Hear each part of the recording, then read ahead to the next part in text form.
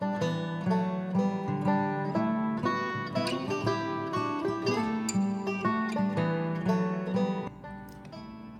hey guys, I want to show you real quick. I'm roasting some pumpkins today to make pumpkin pie. These are my Cherokee tans, and you can see that I have split 2 of them, and I've roasted them for about 45 to 50 minutes on 350. So I'm about to skin them and get all of the yumminess out. This is the inside, or the guts, if you will, of one of them. Okay. The second one I've already gone through. And that is how many seeds we have gotten out of one Cherokee tan pumpkin.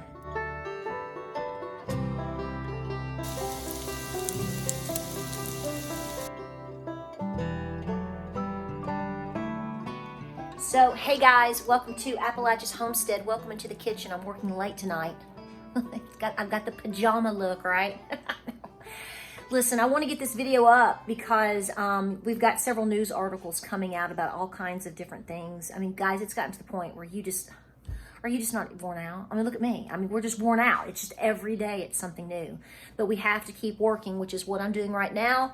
I'm actually saving seeds from my Cherokee tans, and I'm taking out the pumpkin puree, and I'm making pies and preserving food and seeds. But so tonight, just a little while ago, you have a new article that has come out, which you guys already are in the know about this, okay? Next year, and especially into next year, and who knows how long after that, beef prices and meat prices are expected to really soar.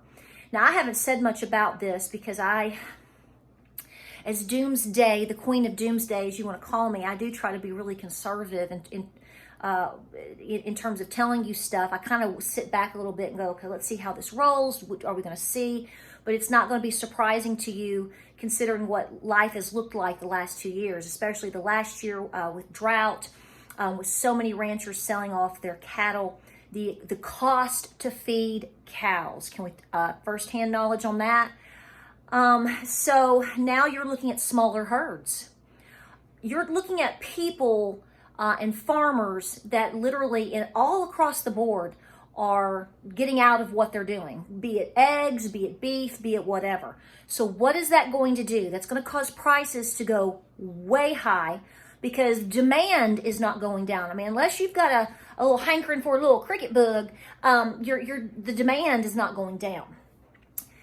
Somebody that I know that is very well in tune with this and has spoken to several people, even in Texas and ranchers and whatnot, told me actually several weeks ago that basically it wouldn't be a shock to anybody if you saw beef or even hamburger. I mean, just it could get as high as multiple times over what you're seeing right now. Now that seems far out.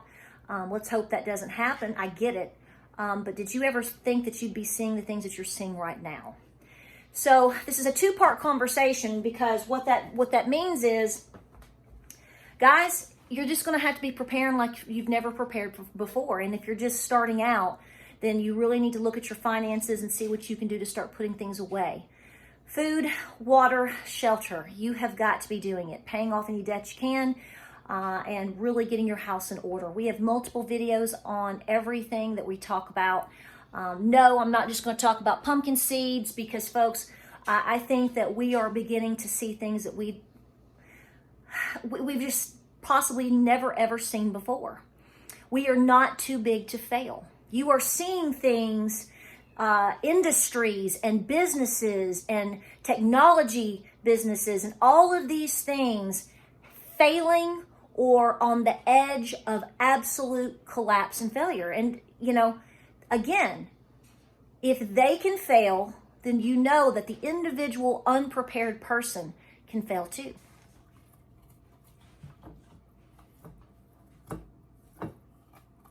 So real quick, what I did is I have my Cherokee tans, and I basically cut them in half. I took all the guts out. I took all the seeds out. This is only one pumpkin, by the way. All these seeds, you see that? That's just one of the 2 pumpkins that I did today. And then I've roasted them. So I put them in the oven at about 350 for about 45 to 55 minutes. Put a little water into the dish. And I actually had them flipped over this way the first time, so you can see. And then they cooled, and I wanted to heat them back up because we had to run an errand, and so now I'm scraping them out. So that's what I'm working on right now. But guys, here's the bottom line. You really need to stay in tune with the things that are going on. And I know it's very stressful for a lot of people. Somebody said to me yesterday, they said, can we just talk about homesteading and not talk about anything that's going on, and not talk about, politics and all of these things that we see. We're bombarded with it every single day. Well, the problem should not be that you feel bombarded, even though I understand that it's exhausting. It should be a reminder to you to keep working, to keep preparing, to keep saving, especially if you are a parent or a grandparent and you know that you have young folks in your life that pretty much cannot take care of themselves, okay? Young babies and young kids. You have a huge responsibility right now. It's not the time to stick our heads in the sand. It's not the time to be in denial, be queen of denial. I'll be the queen of doomsday. I won't be the queen of denial, okay? We can break out into some Pam Tillis if you want to. Because there is no time for that anymore. There is no time for that anymore. And the reason I say that is because even though I can say to you, and with absolute confidence, that I don't know, okay? I don't know how things are going to go. Like, I'm trying to listen and understand all this FTX stuff, blah, blah, blah, blah. Did you know a week ago, a month ago, all this stuff was going to go down? This is what I'm saying. Things are moving at such a rapid pace, it's hard to keep up with it. But you have to do your best to stay aware. But here's what I'm saying. You don't just say, okay, I'm going to be prepared for hard times are coming, and I'm going to go to Costco today, and that's all I have to do. No, this is a continual lifestyle. This is a continual decision. This is a continual awareness. And yeah, it's stressful. This is why a lot of folks like me tell you to make sure you have your house in order, to make sure you are trusting trusting the people that you're close to and that you're working together, and that you have as best of a plan that you can do. Okay? If all you're doing today is scraping some pumpkins and saving some seeds, guess what? Scraping one pumpkin and saving the seeds, look how many pumpkins you're going to have next year. God willing. Do you see where I'm going with this? Every single day, every single choice, every single thing that you are doing right now, absolutely 110% matters, because you are a minority. And preparedness takes a very long time to truly master. None of us are there yet. No matter who's on YouTube, no matter what blogs are being written, no matter them building this or them doing that, or me having a wood stove, or you doing this and he's digging a pond and, she's up the hill and I don't know. Nobody is fully ready, in my personal opinion, for what we could see coming in a very short time. I think we're on a very rough road already. You know that I believe that we are fully into a recession. I think we're going to go into a deep recession. And, some folks would argue and say, actually, if you really did the numbers, if we really spoke truth, if we really did things the way that they should be done, a lot of folks would tell you, you are actually at least borderline in a depression. We've talked about this many, many times. You're not living 1929. You're not living 1929. So when people try to compare what we could be facing, try to compare it to 1929, it would actually be the height of the Depression was 1933. So to compare ourselves to 1933 is absurd. I think to even compare ourselves to 2008 is absurd. We have declined in so many ways that the question is going to be, how are we going to be able to handle something to that magnitude now? So keep preparing. Keep putting things away the best that you can.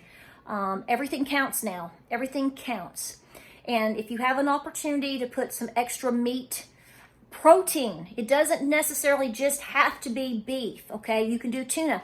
I made tuna cakes today, okay? Fried tuna cakes. A lot of you folks were asking me to make a video on that. We will do that because I think we need to be sharing simple, easy, quick pantry meals. And, you know, we can combine that with other videos or just make that the topic within itself. This is what it's going to take, y'all. It's going to take that and a whole lot more. So we'll do that. But listen, if you can pack away some extra salmon, if you can pack away some extra tuna, if you can get some canned chicken, if you can, you know, whatever you need to do, beans, protein, real protein, beef, do so. Because what you're seeing now in food costs in 1 year from now, I think really could be baffling. And we already know how many people are struggling. If you like this video, like and subscribe. We'll have more videos coming up during the week. We're getting ready for Thanksgiving like you. We appreciate you being here. And guys, we just want to keep you aware. We want to keep you motivated. We want you to know that, you know, we're trying to walk the walk, not just talk it. And we really, truly want to encourage you to stay very, very busy. It's a daily effort. Everything counts. Don't stop preparing. Like, subscribe, and share. Gotta get back to work. We'll see you on the next video.